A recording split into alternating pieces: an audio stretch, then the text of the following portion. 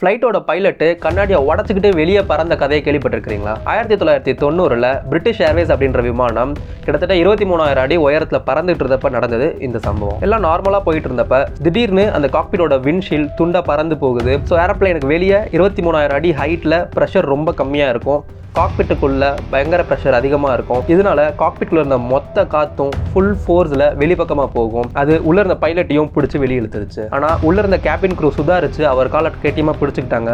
ஆனால் அவரோட பாதி பாடி ஏரோப்ளைனுக்கு வெளியே தான் இருந்துச்சு. மிச்சம் இருந்த இன்னொரு பைலட் எப்படியோ சுதாரிச்சு கஷ்டப்பட்டு 20 நிமிஷம் போராடி அதை எப்படியோ லேண்ட் பண்ணிட்டாரு. இதில் ஒரு நல்ல விஷயம் என்னன்னா, இந்த விபத்தில் யாருக்குமே உயிர் சேதம் ஏற்படலை. இன்ஃபேக்ட் இந்த கண்ணாடி எப்படி 3 லேயர்னால ஆனது, இது எப்பெல்லாம் உங்களை பாதுகாக்குது அப்படின்றத டீட்டெயிலாகவே கொடுத்துருக்கோம். இன்ட்ரெஸ்ட் இருக்கிறவங்க பாருங்க. இந்த இன்சிடென்ட் நடக்கிறதுக்கு 72 மணி நேரம் முன்னாடி தான் புதுசா ஒரு விண்ட்ஷீல்ட் வந்து மாட்டிருக்காங்க. 90 ஸ்க்ரூல 84 ஸ்க்ரூ தப்பான ஸ்க்ரூ டைப்பை போட்டு லாக் பண்ணிருக்காங்க.